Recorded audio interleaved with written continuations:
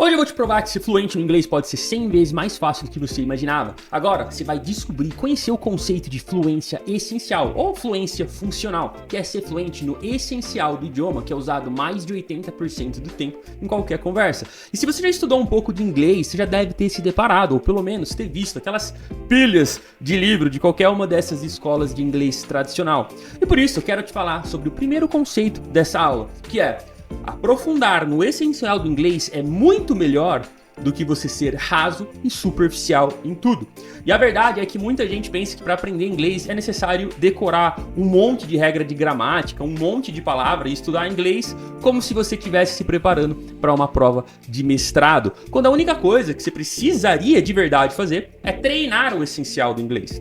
E quem deu início nesse estudo foi o linguista George Zebrath. E você pode dar um Google nele aí depois, porque foi a conclusão de George que comprovou a fluência essencial, quando ele percebeu que pouquíssimas palavras são extremamente frequentes no uso diário do idioma, e a maioria delas não é usada praticamente nunca. Para ser mais exato, 500 palavras são o suficiente para você falar inglês pelo resto da sua vida. Por isso, se o que você está buscando é a comunicação efetiva, ficar estudando regras e palavras que quase nunca são usadas é o equivalente a estudar anos para um discurso que não vai ter plateia.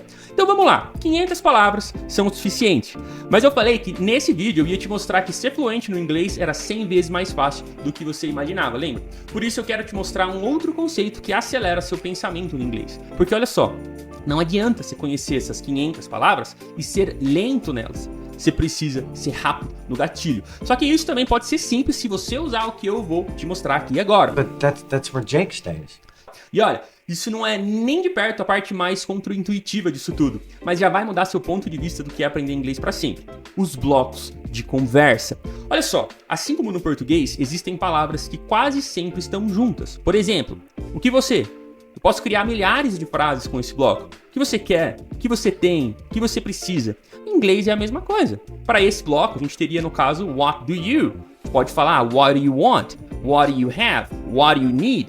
E a sacada disso é que quando você treina a partir dos blocos de conversa, você para de direcionar seu estudo para palavras e sim começa a treinar os blocos de conversa que já usam essas palavras e que já tem essas palavras dentro deles.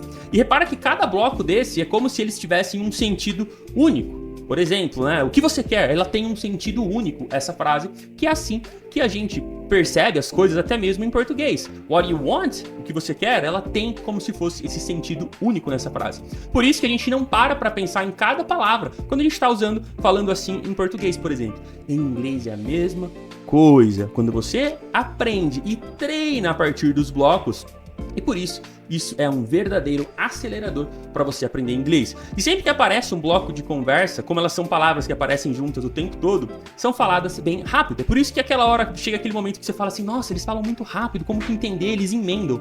O que é emendado no inglês, na verdade, são os blocos de conversa. São as palavras que estão sempre aparecendo juntos. E por isso, quando você se prepara para entender e falar rapidinho esses blocos é fundamental para a sua fluência essencial. E agora que eu quero te mostrar tudo isso na prática, então presta atenção, porque todo mundo que eu vi ficar fluente em inglês usou isso. A minha irmã, por exemplo, que faz entrevista em inglês para uma multinacional de RH, e olha só, ela é uma das únicas fluentes em uma empresa gigante multinacional, e ela aprendeu inglês exatamente assim. Então olha só, vai por mim, porque tá para nascer um método mais efetivo e que fez mais fluentes funcionais do que esse que eu vou te mostrar agora. E primeiro um pouco de contexto. Vamos lá. O nosso objetivo é fluência no essencial. Então não tem como você querer aprender com um inglês engessado e lento que não representa o inglês da vida real, porque senão você nunca vai ser fluente. E vamos lá. A gente já reduziu a quantidade de coisa para estudar em mais de 90%. Então a gente vai estudar direitinho os outros 10%, certo? Errado! Porque a gente não vai estudar o inglês. E quando eu falo isso, as pessoas falam: como assim não vai estudar? E agora eu quero te apresentar mais um conceito. Olha só, treinar versus estudar.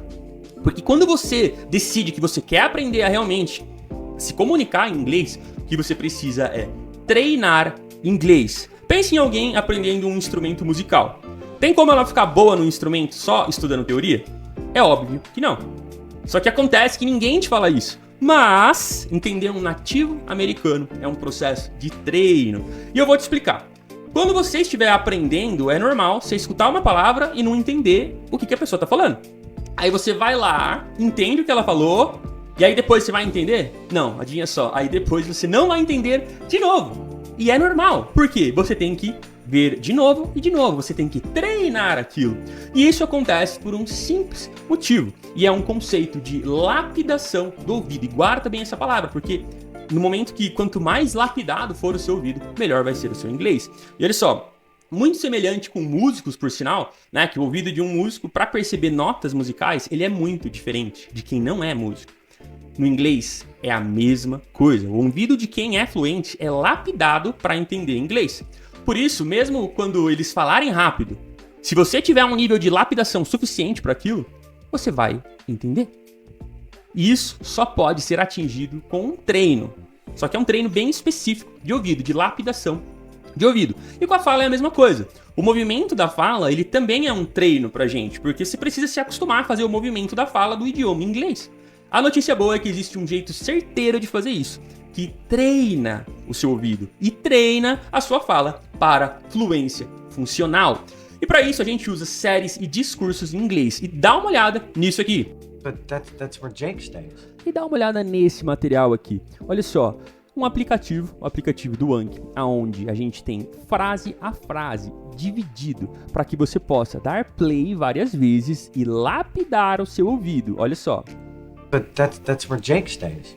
E lapidar a sua fala. But that's where Jake stays.